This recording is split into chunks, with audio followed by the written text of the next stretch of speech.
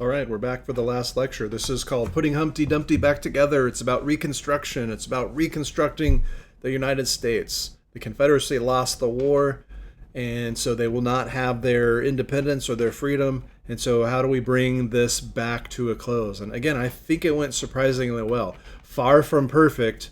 There are some huge problems, but surprisingly, after 600,000 people have been killed and any number of hundreds of thousands more have been wounded, this is going to go back together fairly easily, all things considered. So, Andrew Johnson, who was Lincoln's vice president, or at least his current vice president when he was killed, will assume the presidency.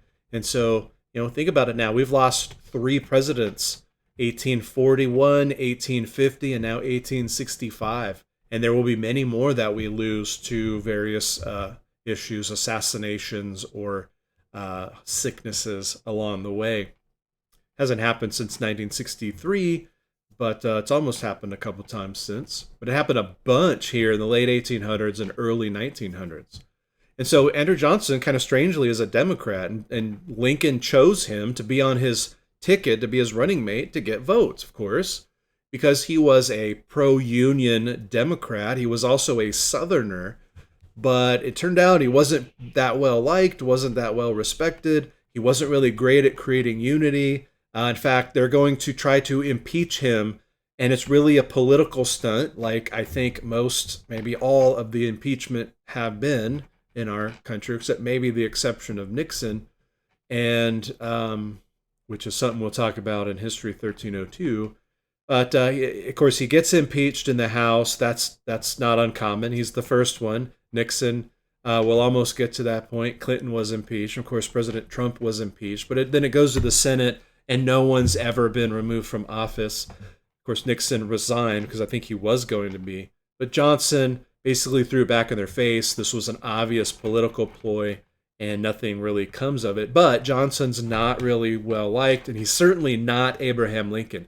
When Abraham Lincoln walked into a room, people listened to what he said. They didn't always agree with him. They don't always like him, but they hear him. When Andrew Johnson walks into a room, they all just start yelling. And that's just kind of the big difference. So he's not a person who can connect people. And try to imagine maybe how Reconstruction may have gone had Lincoln been alive to serve out the rest of that term. I feel like things would have gone a lot better. And certainly they would have gone a lot differently. So anyway, that's Andrew Johnson. He will obviously not get reelected. We do have, over the course of the next few years, 3 amendments to the Constitution that are passed. These are called the Reconstruction Amendments, and they're big ones. Amendments tend to go in spurts, so we won't have another one until about 1913. So they take time, and we'll have a whole bunch of them during that early 20th century period of time. We only have 27 amendments, and 2 of them cancel each other out. So really there's only 25 amendments. And if you think about it, the first 10, which happened right off the bat, were put in place immediately. So we've really only altered the Constitution that much 15 times. And some of them are really small. We change the date when the president takes office or something like that.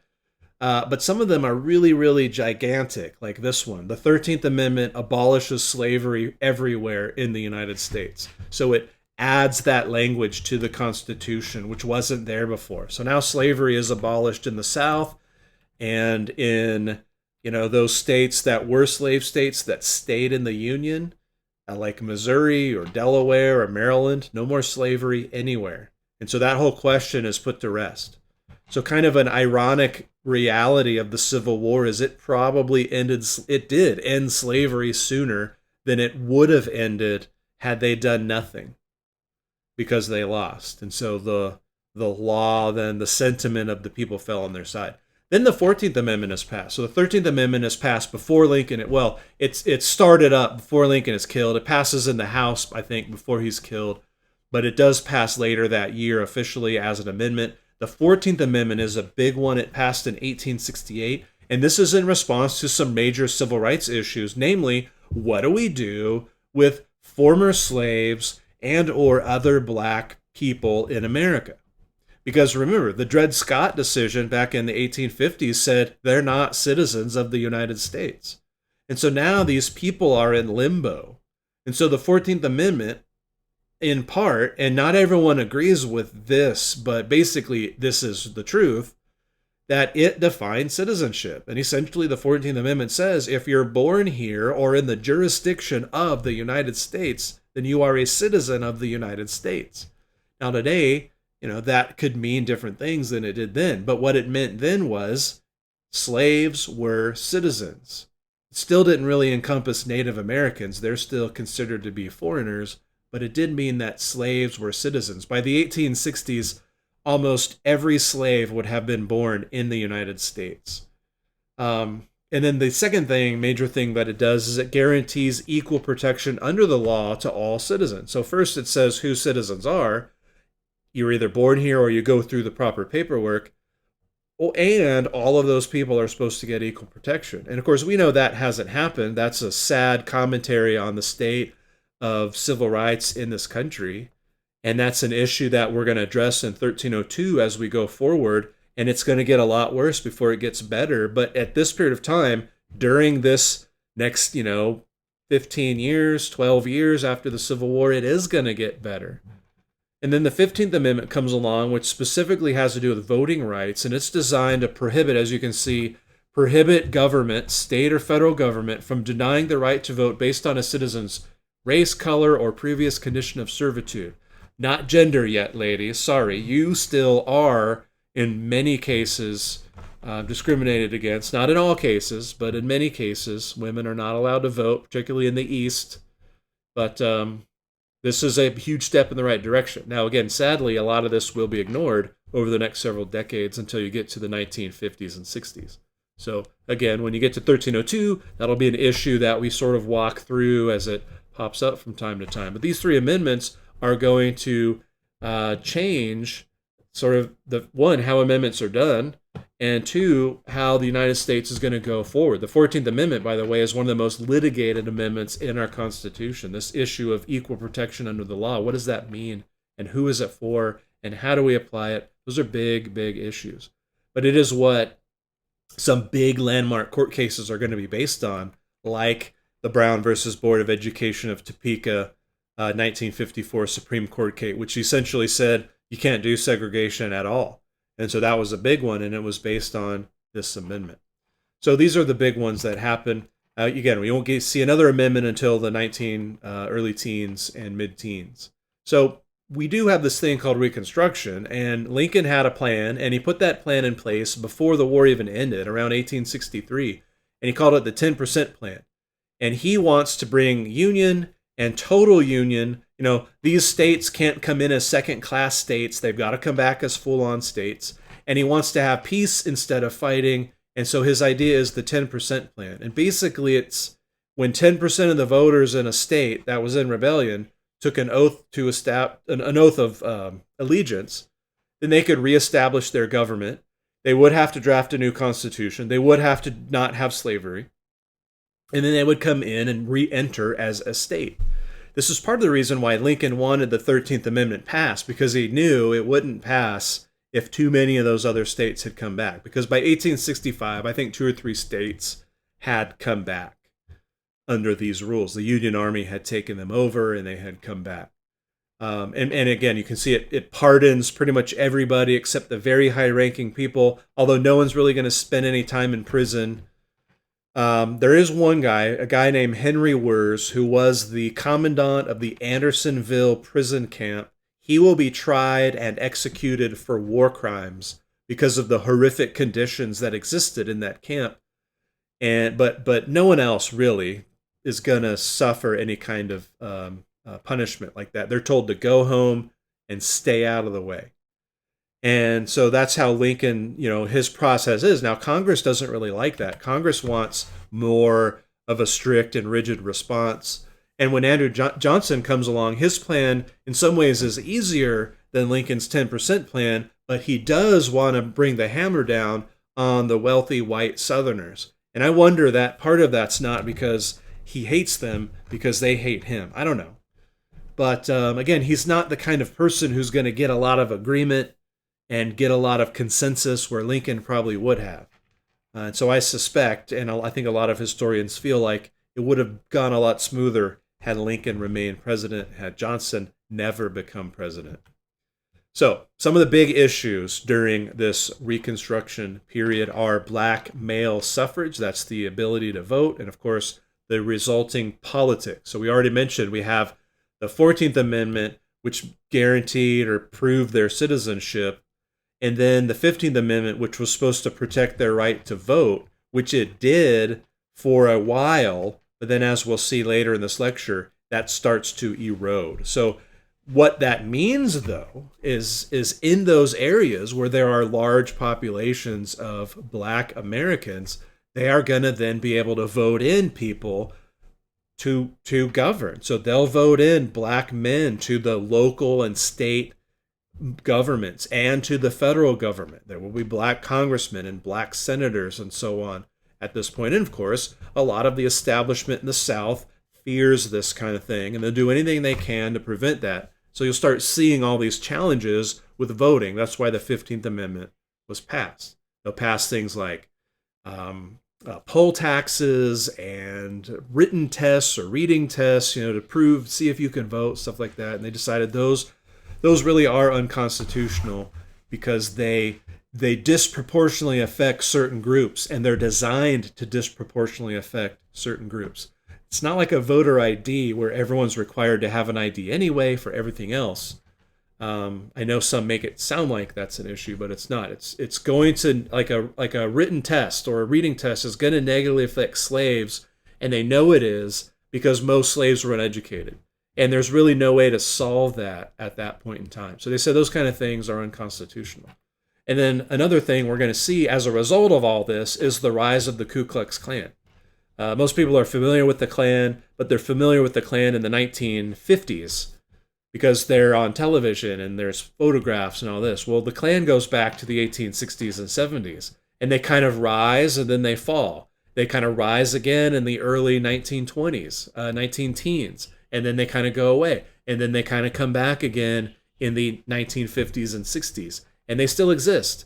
They're far less of an issue now than they were at those three times, but they do come along. And so, these are some of the big issues. These are people who are, fighting against what they perceive is going to be the degradation of society or some kind of thing like that.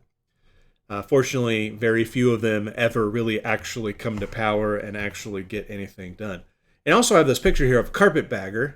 And a carpetbagger becomes a derogatory term for people who come largely from the North, and they go down there to exploit the situation. You think about it. The economy of the South is blown to shreds because slavery is now illegal. On that note, you should know about 90% of former slaves are going to remain in the South, working on farms, doing what they did. They're just going to get paid now. Okay? I do need to talk about the Freedmen's Bureau too, because that kind of related to that. So carpetbaggers will be some rich northerner coming down there, and in his carpet bag, which was basically like a suitcase, and they're called carpetbaggers because that's how so many people traveled. We'd have this regular luggage now; they would have a carpet bag, and but they would come down. They would have money. They would buy people out of their farms for pennies on the dollar. Again, the war decimated the Southern economy. Losing all the slaves decimated the economy even further. So these Northerners are going to come down there and buy up property and buy up plantations, and they'll end up making money. And then the people that sold the places are poor. They're broke. They sell out. Their slaves are gone. There's no compensation for that, and then they can't afford to keep their land. So that makes a lot of people angry. And so it's kind of a derogatory term for an outsider who comes in kind of as an opportunist now. So the other thing is the Freedmen's Bureau. That was created to help these slaves, freedmen, former slaves, refugees, negotiate things like labor contracts, to get them started with food and fuel and clothing and help them get into some land and things like that. Because remember, the slaves had absolutely nothing. They had no education, no property, nothing to their names. They were just turned out. Now, they wanted their freedom. Don't get me wrong. That was hugely important. A lot of them did not know what to do because they spent their whole lives, in their parents' lives, their grandparents' lives, they were slaves. They were institutionalized. Much like people when they're in prison for a long, long time and they get out, or those of you that are in the military, if you've been in the military for a long, long time and you get out, it is different. It's hard to adapt sometimes. And these slaves, or now freedmen, found themselves in a very difficult position. One, they had no education, no skills, no land, no money, no nothing. Two, they weren't necessarily wanted anywhere. And remember, just because slavery is done away with doesn't mean racism's done away with. Well, I mean, we all understand that. So those are two separate issues. So these are some of the big things that are being dealt with. Some dealt with well, and other things not dealt with very well. Which brings us to the next president, Ulysses Grant. Yes, General Grant will be elected to the president. You knew he would. We always elect famous generals from our wars into the White House. And in fact, all of the next bunch of presidents will have been Union officers in the Civil War.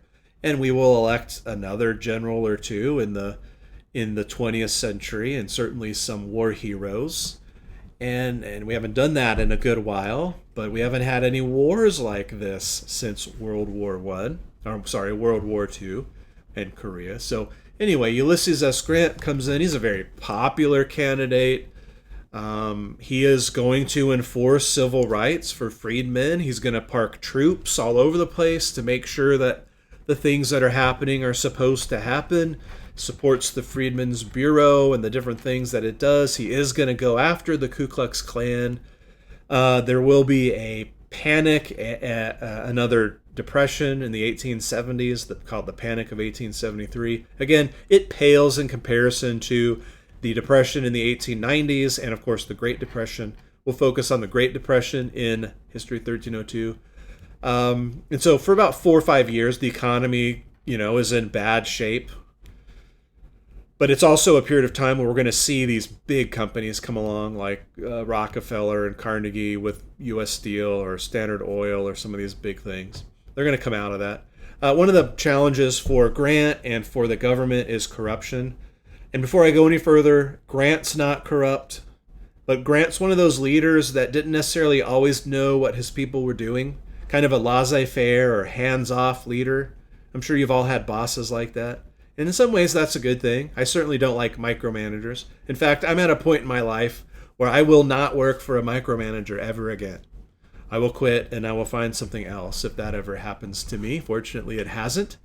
But you can go too far the other way, too. And several cabinet members and other appointees were found to be corrupt. They were involved in corrupt things. And a bunch of them get fired. A bunch of them have to resign. And this sort of starts a process that's going to culminate several decades from now in the progressive movement, and as states are trying to deal with corruption in the city, at the same time we're trying to deal with corruption in the government. And one of the ways they're going to handle that, of course, is to build more laws, make more laws, try to reduce the opportunity for people to take advantage of their corrupt nature. Because humanity is corrupt, right? Everybody knows that. So it's kind of a more advanced ideal of this kind of government that we have. And you have to go back, and if you take my Western civilization class, we will talk about this kind of thing. But basically, this kind of philosophy that all of our founding fathers were involved in, some of them believed that humanity was flawed and that humanity's nature was selfish. And so it wasn't really possible to get rid of selfishness. So what you had to do was build the system taking the fact that people were selfish into account so that you lessen their opportunities to be selfish. If that whole rant just made any sense. So they would argue that we need to build the system around the reality of human nature. And that is, and they did, right? Checks and balances, balanced government. We talked about that stuff way back when we discussed the Constitution. So we're adding new pieces to that as we go. And that'll be something we discuss in 1302 as well. And the last thing we're going to talk about really is the election of 1876, which is a kind of a crazy election. You got new guys on the scene. Rutherford B. Hayes is the gentleman on the right. Samuel Tilden is the gentleman on the left. One of the few men without a beard during this period of time. Tilden, when the votes are cast, it looks like Tilden's won by a little bit, but Hayes challenges the Electoral College votes and the regular votes in several states, one of which, by the way, is Florida. So if you're old enough to remember the 2000 election where Florida's votes were uh, up for debate and they were challenged. Kind of the same thing happens here. And it goes to court and there's investigations, and all those disputed votes were awarded to Rutherford B. Hayes. And most people feel like there's probably something a little fishy in that. And there was a compromise made, not a document that was signed, but a sort of behind closed doors compromise. We call this the Compromise of 1877, where Democrats agreed, because you can imagine, right, when Hayes was awarded all the disputed votes, and that put him ahead just barely of Tilden, and he's the winner. And you can imagine that Democrat states went nuts, went ballistic, and they complained. And so in return for basically shutting up, Hayes will agree to remove all of the extra federal troops in the South. And so the South's never going to get slavery, of course, but they are going to get to kind of go back to doing things the way they had before. And they're going to get some of the Northern interference out, which is what they want. And basically Hayes, in agreeing to that, will allow the South to sort of move into the Jim Crow era of segregation and, you know, all of that. Not that there won't be segregation in the rest of the country, because there will, but it's particularly bad in the South. And so those old leaders who were supposed to stay out of the way are going to start coming out of the woodwork and getting back into the government. And black male voter participation after 1877 was going to start declining severely till by the 1890s, there'll basically be none in most of these states.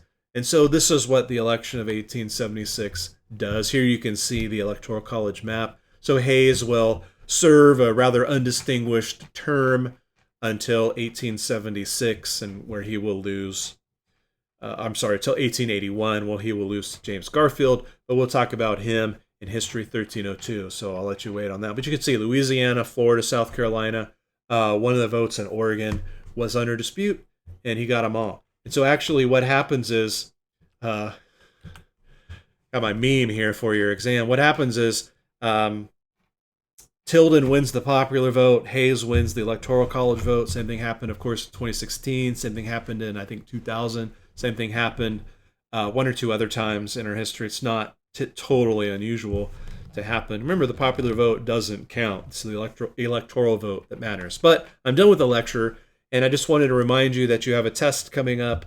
And so, you know, be like Hermione, right? Know the answers. Makes your test taking a lot easier. That means do a little studying. Don't be like Ron. Don't be like Harry. Just turn in your work on time. Put in a little bit of time studying. Make sure you have all your key terms done. Make sure you've watched all these things. Make sure you turn everything in. That's the pattern for success in every college class. It's not really a secret. Some people just fail to remember that. Don't kick against your teachers. Just do what they ask and turn it in, and you'll probably get a pretty decent grade. So that's what I'm going to leave you with. Again, I hope I'll see you back, maybe, or at least hope you'll see me back for History 1302. I know it starts next week. Or next week or so. I can't remember the dates exactly, but I think it's coming up pretty soon. So anyway, come back for History 1302. I'm also teaching Western Civilization if you want to take an elective that will kind of tie into a lot of the things that we've already talked about in these classes. But anyway, make sure you turn all your work in. Make sure you take the exam, do everything. If you have questions, comments, issues, be sure to send me an email. Otherwise, hopefully we will get back to it real soon.